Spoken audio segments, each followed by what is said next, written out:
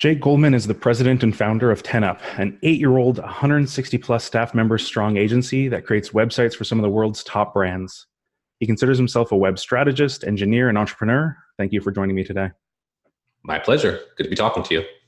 So first, I'm going to take you back to the start. You were working at C. Murray Web, which became Oomph Inc., where you were the technology director. And then in 2011, something happened. Can you tell me a little bit about your experience starting 10up?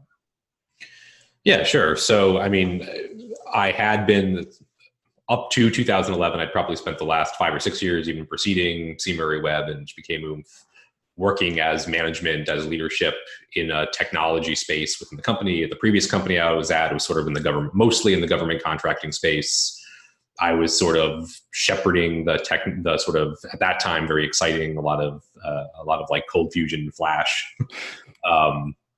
a different era, a lot of their like what we called multimedia, but what we really meant was like web technologies, websites, and even brought in some new commercial business into that company. That company became very clear to me was not really all that interested in sort of shifting focus more over to commercials. Felt like I was getting a little bit restless in the purely serving some very, very large sort of slow moving government entities. Had this opportunity with one of the groups that I was contracting and consulting with, which was C. Murray Web, to come over and help join him as at that time a solo entrepreneur, help work on some CMS projects, help build up that organization. So I came in there. One of our first mandates was to sort of like, let's diversify off of this like proprietary CMS that we're using. Let's get into this open source space. It seems to be really heating up and getting really interesting. Around the same time that WordPress, I think, was just starting to grow up as a platform as well. So we sort of divided and conquered, tried a few different platforms, went into customers. I got really deep into WordPress. I think I have a lot of user experience leanings and direction. So it was really taken by the way that it made a process that was historically terrible in most CMSs and made it pretty easy. So really went pretty far down that rabbit hole, started going to events, started building my own solutions for it. And I think really played a role at that company in helping build up that 2-3 person team into, at the time I left the company, it was about 15, 16 people.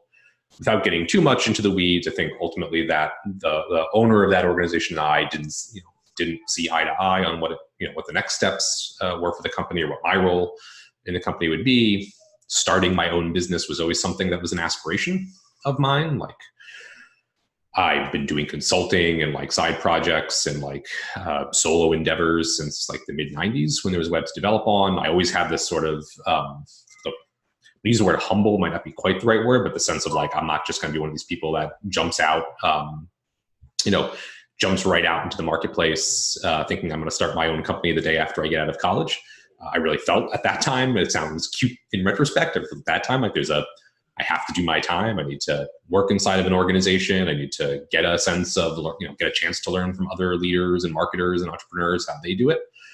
Really felt like now, 6 years, 7 years into having had that experience under other companies and provided leadership roles, that time, there was no time like the president. I couldn't have kids at that point, wasn't tied down. But like if I'm going to do this and get serious about it, I'm going to start my own company. We'll do that. And it was also at a good time for me, having spent that, having put in that, having put in my dues, had a lot of contacts, had a lot of relationships, was very proficient in a rapidly becoming popularized platform that was WordPress, and just felt like all the stars aligned to sort of put my own flag down and say, here's my set of skills, here's my contacts, here's my relationships, let's get started. What has been the most surprising thing about building 10up? I mean, certainly at the highest level, the pace. There's a sort of like Rumsfeldism about like, everything is amazing in retrospect, but I really do feel like as much as it just felt like built brick over brick, day over day, and in any given moment may have felt challenging, but never felt like bewildering. But when you sort of look back after 8 years and say, roughly 170 people today, I started this by myself in an office 8 years ago, you do kind of ask yourself, how the hell did I do this? So certainly like, I should add that it's like when I started the company, sort of left off there. When I started the company, I actually told myself, this will actually be nice. I'm going to take a year off from worrying about managing people. I'll some contractors that I'll bring in, or I need overflow support or some specialization that I don't have, like visual design. But I'm not going to worry about payroll. I'm not going to worry about managing other people, all the sort of stressors that you have when you sort of help build a 16-person company or you own a part of like a P&L in a large organization. I'm not going to worry about those things. It's going to be nice and peaceful for the first year, relatively speaking. And of course, like within like 5, 6 months, hired the first employee. By the end of the first year, I think we had 7 or 8 people on the team. So I think that's all a very roundabout way of saying, like, certainly the thing that is most even taken me by surprise is just the pace at which it's all happened. For sure. Yeah. In terms of the entire WordPress ecosystem, I mean, they just recently came out and said that they're about 33% of kind of the top websites in the world and like 60 some odd percent of the market share for CMSs. So, I mean, you really kind of hitched yourself to the right horse in a way. Yeah, the timing was definitely got fortunate in terms of the timing and the space. So John Ekman is the CEO of 10up. Can you tell me how you decided to hire someone to be the CEO of your company, and how does that responsibility split work between the two of you? Yeah, it's a great question. And I'm very fortunate to have known John since a few years before I started 10up. Always liked the idea of someone like John, if not John himself, joining the team. In terms of the decision to bring on board a CEO, so I think there are a few motivating factors for me. One is one of the benefits of not going to, I think maybe having some time to mature before starting your own businesses. I'm very, or at least I try to be, as much as one can be, self-aware of my own weaknesses and where my strengths and weaknesses are. I never really thought of myself as somebody that was incredibly effective at once sort of the machine had been turning, handling all of the the critically important operational components of the company that need to happen day to day. So part of it for me was a self-realization that, like, do I want to, in 3, 4, 5, whenever the time comes, do I want to be the one responsible for a lot of the sort of top executive management and leadership functions, routines, disciplines that are required day to day at the company? And I really don't mean to minimize those, because it is critically important. And I think a lot of companies fail in their founders' abilities to get beyond scrappy, hungry contributor to reasonably well-oiled, consistent machine that does a lot of incredibly challenging work. I also think, like, this maybe comes back to like the part of me that's very much in engineering, which is like, there's a few ways to look at this. One of which is, like, any really good engineer knows that part of great big picture engineering is I want to say, like, fault handling, right? So it's like not having a single point of failure. Stuff like infrastructure, you always talk about, like, there's the redundant server, the redundant database server, the failover, right? If something goes down. Especially as the company started to scale, I very much had this palpable sense of, like, I want to have the peace of mind for the sake of everybody else on this team, for my own mental sanity of knowing that if it really, the classic, if I got hit by a bus, or if I had to step back, or if there was a health issue, or anything that could sort of like really force me to need to take a step back from the company, or not be involved in the most dire of circumstances, that there was somebody that I really felt like had had the right background, had the right experience, had the right similar set of skills that I would have complete confidence taking over the reins day to day. To be fair, a lot of other very skilled people at the company at that time, like, I don't really think, like, if in the get hit by a bus scenario, like, the company would have just tanked. But I really felt like somebody that had come from a company that was larger at that time than 10up, that had been in larger organizations, that wasn't just along with me on this, like, very startup entrepreneurial journey, but somebody that really knew how to, had the experience of already being where we were heading, I thought was really important. Another maybe twist on that, at the risk of rambling, is in addition to just like the protective, like defensive nature of like having that backup plan, there's also a sort of a designer engineer in me that says, like, the greatest things I feel like I've ever made or contributed are those when you're able to make a solution that lives beyond yourself and doesn't really require your continued involvement. So that notion of, like, I've built the solution, it continues to live out there, maybe somebody else takes over maintenance of it, creating something that perpetuates beyond yourself. It's probably a very psychoanalytical, like having kids and like human psychology dimension that I don't want to go down that rabbit hole. But it was always very appealing to me, this nature of, like, the ultimate engineering and design challenge is, can you build a company full of these wacky variables called human beings? Can you build a company that, in theory, at some point could continue to exist without requiring your innate involvement? So it was kind of in some ways a fascinating challenge for me. And I think, again, bringing in somebody of John's caliber, skill, discipline, to me felt like a critical linchpin in that process. very long-winded way of working around to like the idea of bringing in a CEO was always on the roadmap, was always like, it wasn't like a year, might surprise people here. It wasn't like I hit year 3 and I'm like, oh crap, I need this person. From the beginning, I had this notion of like, I'd love to find somebody that's, effectively a partner in terms of caliber and running the business. And, was something from day one I had my eye out for. And can you talk a little bit more about kind of that responsibility split between you two? Like you mentioned how he's kind of, in a way, your backup plan, but I guess in reverse, you would also kind of be his, right? So how do you guys kind of keep on the same page? Yeah, I mean, John and I talk multiple times a week. I think it starts with when choosing to make that leap and bring that person in again effectively as a partner, making sure that you have philosophical alignment, a certain shared sense of values. Not to say I don't want to overstate that. Like, I'm not looking for my twin.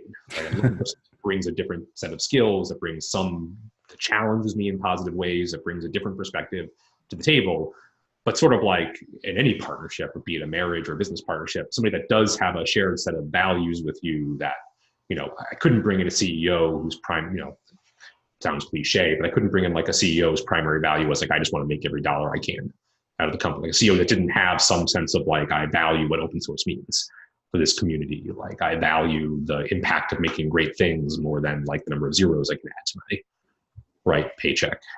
Somebody that, isn't going to turn around and say, well, I think there's more money in this, Adobe Experience Manager, so let's pivot tomorrow to that platform. Beyond there, it's just about regular communication. It's about the right structure in terms of how they're respected as a partner and leader. I think we also knew from the beginning in that exploration that there was that whole conversation I just had about like where I'm not strong, where I know my weaknesses are, and where I know my strengths to be, and being upfront about that at the beginning. You make it sound so easy. I mean, certainly not easy. I think John makes it as easy as it can be. But again, I also consider myself, I consider myself extremely fortunate in terms of like having had that relationship pre-existing. And I try to be humble enough to recognize that there's a big element of luck and having the right connections, having the right relationships, being in the right place, right time. Where does your personal drive and focus come from? What gets you up out of bed every day? It's a good question. Maybe it's there's probably there's probably not one answer to that question. I think I have a certain amount of to be a little bit melodramatic for effect, a certain amount of like OCD to my personality, a certain amount of like I genuinely, when we talk about 10up's mission of like making a better web, I genuinely like to come in and make things better. I genuinely like the feeling of the work that I'm going to do this week is going to make somebody's experience managing their websites or their I don't know if it's their life's work, but their career at the moment easier, making things nicer. There is a real authentic sense of like trying to make things better, clean things up, and constantly improving things that drives me. I also am very innately competitive. I do have, probably better for a psychologist to answer than for me to answer like where that comes from. But I do have a vigorous competitive side that wants to come in, wants to, in my particular tiny slice of the universe, wants to be the best, wants to win the deals, wants to have impact. Certainly there's a sense of wanting to do my best to take care of and support the people that have helped me succeed.